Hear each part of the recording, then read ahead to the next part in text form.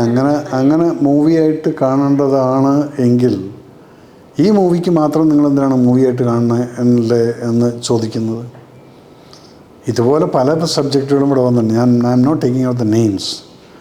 Don't be a hypocritical. ഇതിനെ മാത്രം നിങ്ങൾ അപ്പം എന്താണ് യു വാണ്ട് ഈ വികാരം, ഇവരുടെ വികാരങ്ങളെ മുഴുവൻ നിങ്ങൾ അടിച്ചമർത്തിക്കൊണ്ട് നിങ്ങളിതിനെ മൂവിയായിട്ട് കാണും.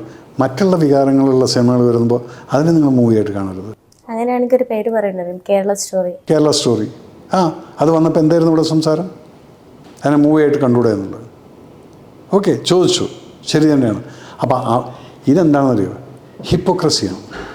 നിങ്ങളെ ഹെർട്ട് ചെയ്യുന്ന സമയത്ത് നിങ്ങൾക്ക് നിങ്ങളുടെ ന്യായങ്ങളുണ്ട്. മറ്റുള്ളവരെ നിങ്ങൾ ഹെർട്ട് ചെയ്യുന്ന സമയത്ത് അപ്പോഴും നിങ്ങൾക്ക് നിങ്ങളുടെ ന്യായങ്ങളുണ്ട്.